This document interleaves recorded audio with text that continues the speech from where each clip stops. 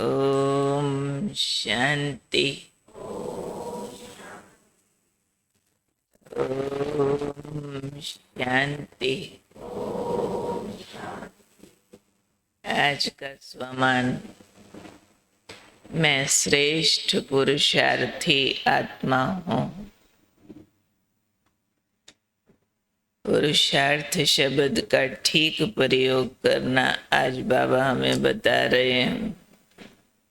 बाबा ने कहा, कई बार पुरुषार्थ शब्द भी असफलता प्राप्त कराने या हार खिलाने की ढाल बन जाता है।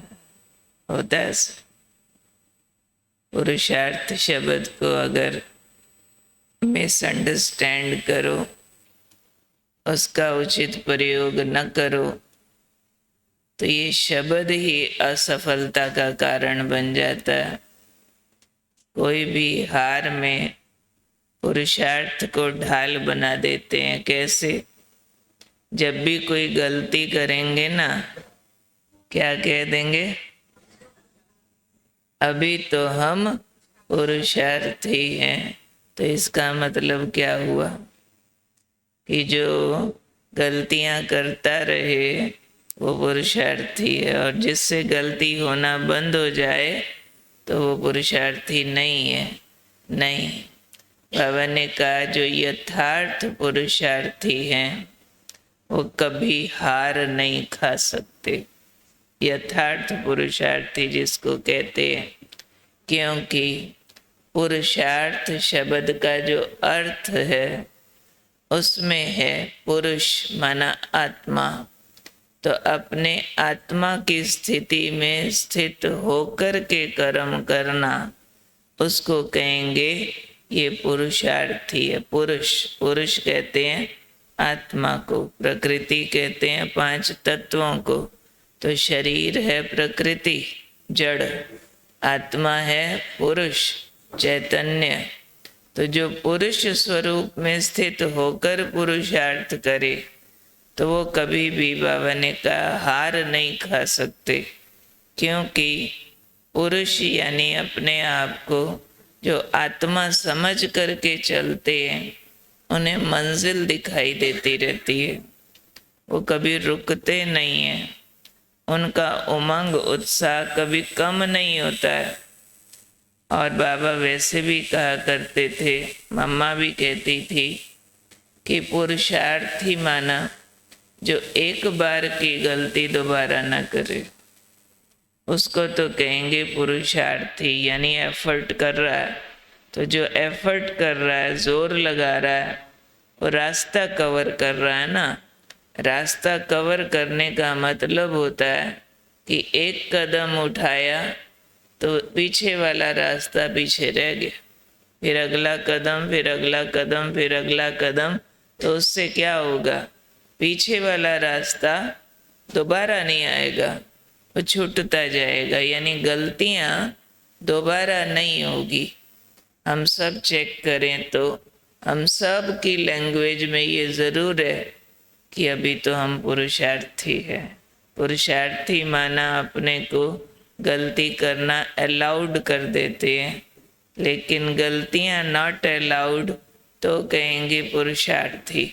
तो पुरुषार्थी का बाबा ने आज जो कहा है, यथार्थ अर्थ है कि उसकी कभी हार न हो, यानी कोई भी प्रकार की गलती ना हो, पुराने संस्कार का दोबारा वार ना हो, तब कहेंगे ये पुरुषार्थी है। दूसरा, जो आत्मिक स्थिति में रहे वो पुरुषार्थी है। और जो आत्मिक स्थिति में रहता है उसकी तीन निशानियां बताइए। कौन सी तीन निशानियां? जो आत्मिक स्थिति यानी पुरुष की स्थिति में रहेगा उसको मंजिल दिखती रहेगी। दूसरी निशानी, वो कभी भी रुकेंगे नहीं। तीसरी निशानी, उनका उमंग उत्साह कभी भी कम नहीं होगा। तो पुरुषार्थी माना आत्मिक स्वरूप में रहना, पुरुषार्थी माना मंजिल दिखते रहना, पुरुषार्थी माना कभी रुकना नहीं, पुरुषार्थी माना सदा उमंग उत्साह में रहना, पुरुषार्थी माना जो एक बार की गलती दोबारा नहीं करे। पुरुषार्थी माना जिसकी कभी हार ना हो।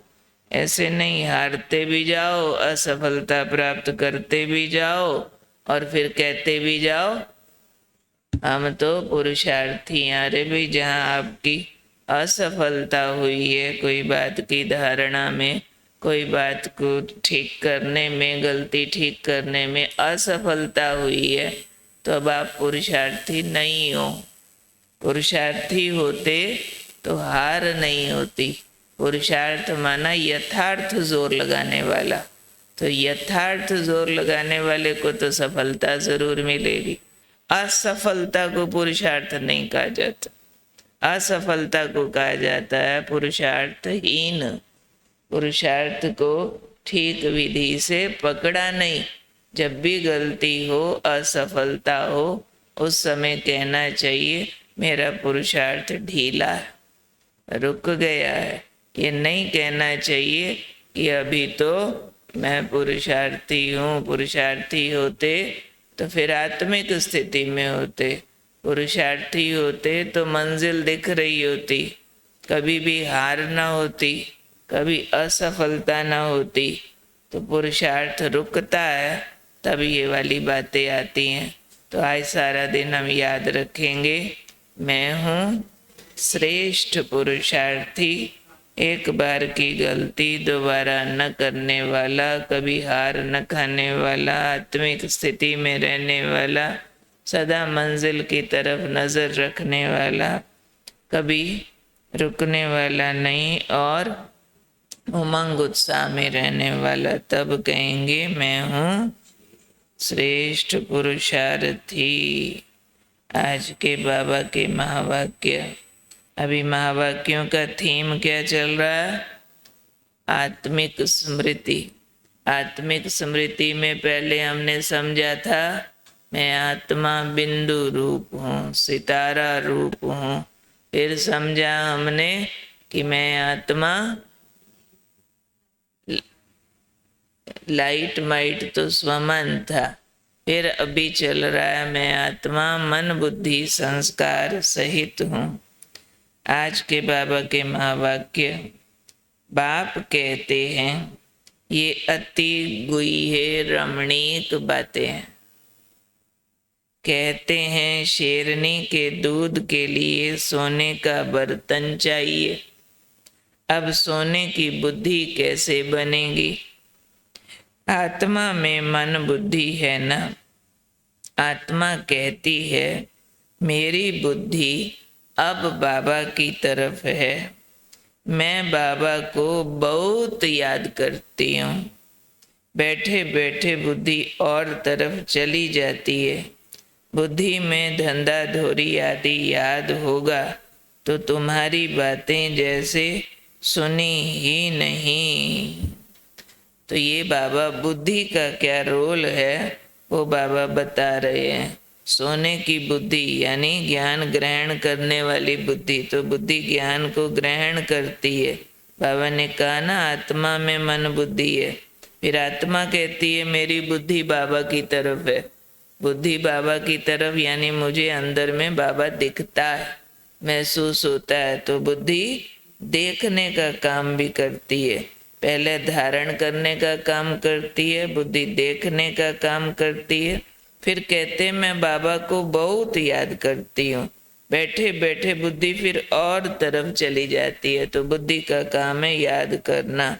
तो बुद्धि में धंधा धोरी आदि याद होगा तो तुम्हारी बातें जैसे कि सुनी ही नहीं। अच्छा, मनन चिंतन। मैं आत्मा मन बुद्धि सहित हूँ। आत्मिक स्मृति। बुद्धि को सोने का बर्तन कैसे बनाएं, गहराई से मनन चिंतन करें। ये है टॉपिक। बुद्धि को सोने का बर्तन कैसे बनाएं, इस पर गहराई से मनन करें। कौन कौन टॉपिक लिखते होते हैं? आज कौन कौन लिखेंगे वो हाथ खड़ा करो। इसको आ रहा है कि आज ये वाला टॉपिक मैंने लिखना है। सारे नहीं लिखना जानते हैं, पढ़े लिखे तो है ना हम। बोलो हम सारे लिखेंगे। आज जो जो लिखेंगे फिर हाथ खड़ा करो।